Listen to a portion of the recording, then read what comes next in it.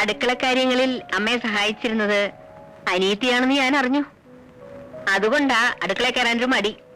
സാരമില്ല, അമ്മ എല്ലാം പഠിപ്പിച്ചു തരാം. ഇതാ മേശപ്പുറത്തോട്ട് വയ്ക്ക്. അമ്മയ്ക്ക് ചെയ്യാൻ വയ്യാഞ്ഞിട്ടല്ല, ഭാര്യമാര് വെച്ചു വിളമ്പുന്നത് കഴിക്കാനാ ഭർത്താക്കന്മാർക്ക് ഇഷ്ടം. അവരുടെ ഇഷ്ടാനിഷ്ടങ്ങൾ അറിഞ്ഞു പെരുമാറുന്നതാ ഒരു പെണ്ണിന്റെ മിടുക്ക്. അങ്ങനെയൊക്കെയാ നമ്മൾ അവരുടെ മനസ്സിൽ കടന്നുകൂടേണ്ടത്. എന്താ ചെയ്യേണ്ടതെന്ന് പറഞ്ഞാ മതി. ആദ്യമൊക്കെ ഞാനും ഇങ്ങനെയായിരുന്നു. അന്ന് പെൺകുട്ടികൾക്ക് ഇന്നുള്ള സ്വാതന്ത്ര്യമൊന്നുമില്ലല്ലോ.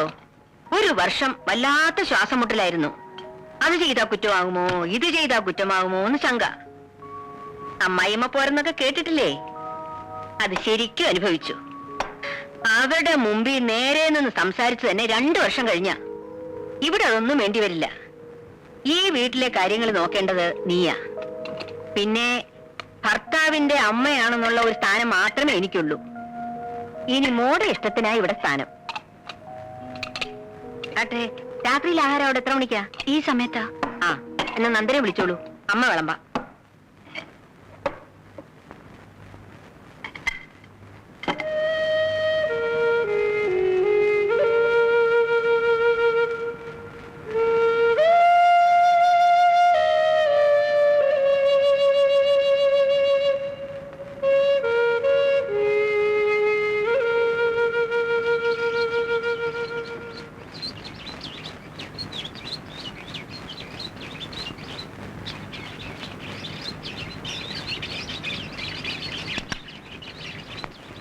ചായ ഇരുന്ന് തണുക്കുന്നു. അവൾ എണീറ്റില്ലേ മോനെ?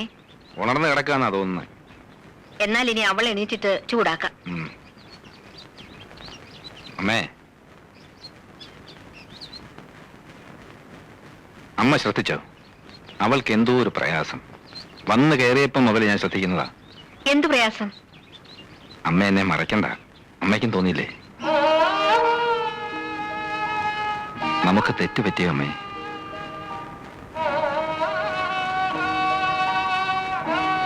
ആതിരയുടെ ഇഷ്ടം നോക്കാതാണോ വിവാഹം നടത്തിയത്? നിന്നോട് ഇതൊക്കെ ആര് പറഞ്ഞു? ജനിച്ച വീടും അച്ഛനെയും അമ്മയൊക്കെ വിട്ടിട്ട് വന്നതല്ലേ. പുതിയ ചുറ്റുപാടുമായിട്ട് ഇണങ്ങിച്ചേരാൻ ബുദ്ധിമുട്ട് കാണും. അതെനിക്ക് അറിയാഞ്ഞിട്ടല്ല, അതെല്ലാ പെൺകുട്ടികൾക്കും ഉള്ളതല്ലേ. ഇതല്ല, എന്നോടെന്തോ ഇഷ്ടക്കുറവുള്ളതുപോലെ. വേണ്ടാത്തതൊന്നും ചിന്തിക്കണ്ട. അവൾ ഇങ്ങോട്ട് വന്നിട്ട് കുറച്ച് ദിവസങ്ങളിലേ ആയുള്ളൂ. എല്ലാം നേരെയാകുമെന്ന് സമാധാനിക്ക്.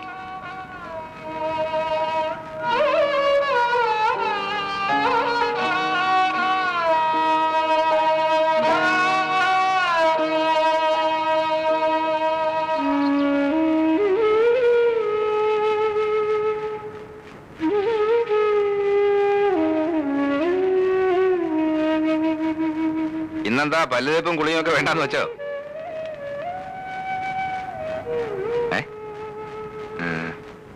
എന്താ സുഖമില്ലേ? ഇരിക്കെ. ആതിരയ്ക്ക് ഇവിടെ എന്തെങ്കിലും ബുദ്ധിമുട്ടുണ്ടെങ്കിൽ തുറന്നു പറയണം.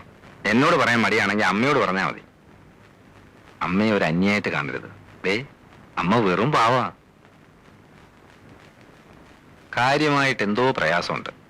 മുഖം കണ്ടാലറിയാം. ഞാനത് അമ്മയോട് പറഞ്ഞു. അപ്പൊ അമ്മ പറഞ്ഞ എന്താണെന്നറിയാവോ? വീട് വിട്ട് നിൽക്കുന്നതിന്റെ ആണെന്ന്. അത് തന്നെയാവും കാരണമെന്ന് ഞാൻ ആശ്വസിച്ചോട്ടെ. എന്തായാലും തുറന്നു പറയാൻ മടിക്കണ്ട. എനിക്കൊരു പ്രയാസമില്ല. നീ വേഗം കുളിച്ച് റെഡിയാവും. നമുക്ക് ഒന്ന് പുറത്തോട്ട് പോണം. ചെല്ല.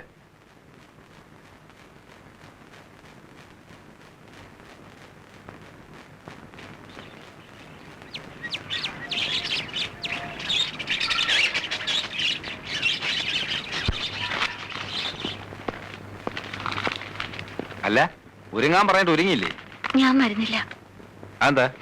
എനിക്ക് നല്ല മൂഡില്ല. അതിന്റെ കാരണമാ ചോദിച്ചത്. ഇവിടെ കാലെടുത്ത് കുത്തി അന്ന് പോലെ ശ്രദ്ധിക്കുന്നതാ. എന്തെങ്കിലും ചോദിച്ചാൽ മറുപടിയില്ല. എപ്പോഴും ഇങ്ങനെ മോൻ വീർപ്പിച്ചിരിക്കാൻ ഇവിടെ ഉള്ളവർ എന്ത് തെറ്റ് ചെയ്തു? ഞാനും അമ്മയും. ഇനി ഞാൻ പെരുമാറുന്ന ഇഷ്ടമാവുന്നില്ല, അത് പറയണം. ഒന്നും മിണ്ടാതെ പറയാതെ ഇരുന്ന നിന്റെ ഉള്ളിൽ ഇപ്പം എന്താണെന്ന് ഞാൻ അങ്ങനെ അറിയും. അതല്ല, ഈ കല്യാണത്തിന് നിനക്ക് ഇഷ്ടമല്ലായിരുന്നു എന്തുകൊണ്ട് നേരത്തെ തുറന്നു പറഞ്ഞില്ല? നന്ദാ, പറയാതിരുന്നാ പിന്നെ എങ്ങനെയാ അമ്മേ? അത് നിർത്ത്. കല്യാണം കഴിഞ്ഞിട്ട് അധിക ദിവസം ആയില്ല. ഒച്ചയെടുത്ത് അയൽവക്കാരെ കൊണ്ടൊന്നും പറയിപ്പിക്കണ്ട.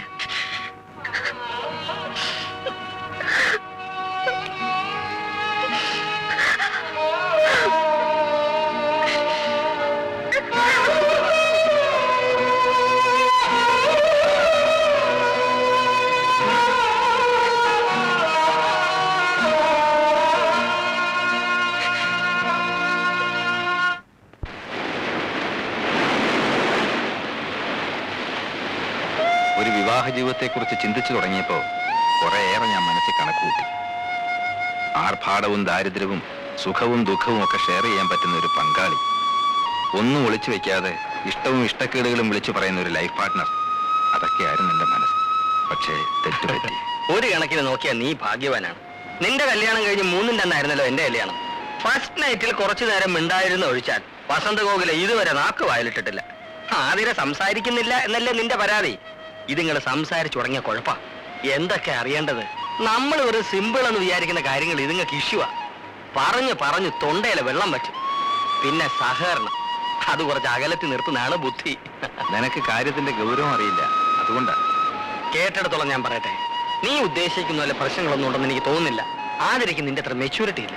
നീ അവളുടെ പ്രായം എന്തുകൊണ്ട് കണക്കിലെടുക്കുന്നില്ല? പ്രായം കണക്കിലെടുക്കാഞ്ഞിട്ടല്ല, കണ്ടപ്പോ ഇഷ്ടപ്പെട്ടു പോയി. അതുകൊണ്ടാ ഇത് തന്നെ മതിയെന്ന് തീരുമാനിച്ചത്.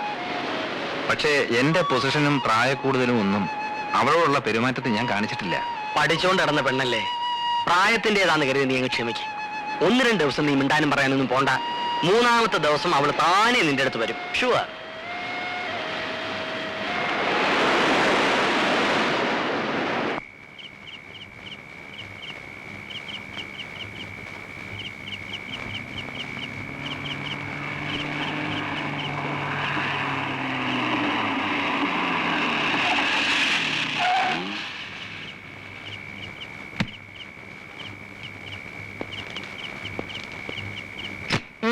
നീ ഇതുവരെ എവിടായിരുന്നു? രാവിലെ ഒന്നും പറയാതെ ഇറങ്ങിപ്പോയതല്ലേ? വക്കീൽ ഓഫീസിൽ നിന്ന് ജമാല് വിളിച്ചിരുന്നു. നീ ഇന്ന് അങ്ങോട്ട് ചെന്നതേ ഇല്ലെന്ന് പറഞ്ഞല്ലോ. അങ്ങോട്ട് പോയില്ല. വൈകിട്ട് ഉണ്ണിയെ കണ്ടു. അവനുമായിട്ട് കുറച്ചു നേരം കടപ്പുറം സംസാരിച്ചിരുന്നു. ഉണ്ണി അവളെ കൊണ്ട് ഇങ്ങോട്ടൊന്നും വന്നില്ലല്ലോ. വരണ്ടാന്ന് ഞാൻ പറഞ്ഞിട്ടാ. ഇവിടെ ഇപ്പൊ ആരെ സൽക്കരിക്കാൻ പറ്റിയ അന്തരീക്ഷമല്ലല്ലോ. അവളെന്തേ? അവള് കിടന്നു. എല്ലാം കഴിച്ചോ? ഞാൻ നിർബന്ധിച്ചവൻ പേരിന് 2 വെച്ച് കഴിച്ചു. വിവാഹം കഴിക്കാനായിരുന്നു ബഹളം. ഇപ്പൊ അമ്മയ്ക്ക് സന്തോഷമായല്ലോ.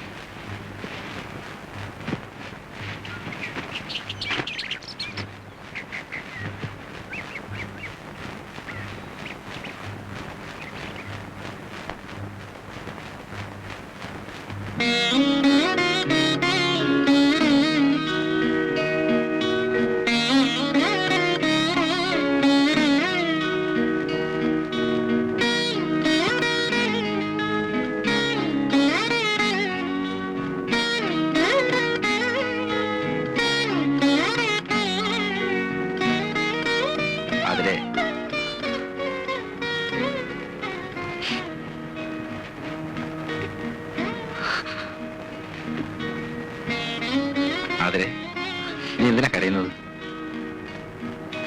ഞാൻ അപ്പൊ തോന്നിയ വിഷമത്തിന് ഇന്നലെ എന്തൊക്കെയോ പറഞ്ഞു. ഒന്നും എന്റെ മനസ്സിലിരിക്കത്തില്ല. അതുകൊണ്ടാ. നീ എന്നോട് ക്ഷമിക്കേ. അച്ഛനെ അമ്മയും കാണാത്തതിലുള്ള വിഷമമാണെങ്കിൽ നമുക്ക് വീട് വരെ ഒന്ന് പോവാം. വേണ്ട. ഇവിടെ തന്നെ ഇങ്ങനെ ഇരിക്കുന്നതാ കുഴപ്പം. പുറത്തേക്ക് ഇറങ്ങിയാൽ മനസ്സിന് അല്പം ആശ്വാസം കിട്ടും. ഇന്നലെ വിളിച്ചപ്പോ മൂടില്ല എന്ന് പറഞ്ഞു. ഇന്ന് മൂടുണ്ടെങ്കിൽ ഒരുങ്ങ. താല്പര്യമില്ലെങ്കിൽ വേണ്ട. എന്താ ചായ കുടിക്കാഞ്ഞത്?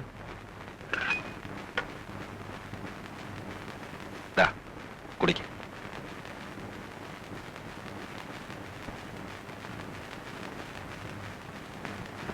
നന്ദാ, ദേ ഭാനു വന്നിരിക്കുന്നു.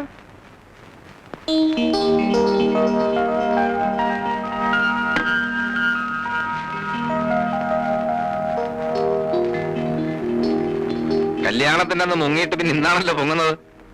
ജീവിതം ഒന്ന് തുടങ്ങിയിട്ട് ഒന്ന് ചെല്ലും ചെയ്യാന്ന് വിചാരിച്ചു. അതിന് ഞങ്ങൾ ഇതുവരെ ജീവിതം തുടങ്ങിയിട്ടില്ല. ഒന്നുമില്ല, ചെറിയൊരു സൗന്ദര്യപ്പിണക്കം അത്രേ ഉള്ളൂ.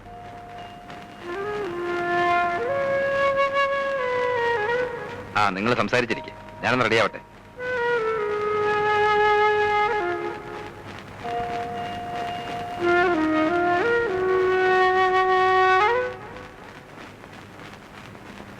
ഞാൻ പറഞ്ഞതൊക്കെ നീ മറന്നോ? ഞാൻ ശ്രമിക്കാഞ്ഞിട്ടല്ല, എനിക്ക് പറ്റുന്നില്ല ഭാനുട്ടാ. നീ ഇങ്ങനെ ഇൻഡിഫറന്റ് ആയിട്ട് പെരുമാറാൻ തുടങ്ങിയ നന്ദേട്ടൻ എന്ത് വിചാരിക്കും? ഇത്രയ്ക്ക് വെറുക്കപ്പെടാൻ മാത്രം അദ്ദേഹം എന്ത് തെറ്റാ നിന്നോട് ചെയ്തത്? എന്തോ എനിക്ക് അദ്ദേഹത്തെ സ്നേഹിക്കാനാവുന്നില്ല.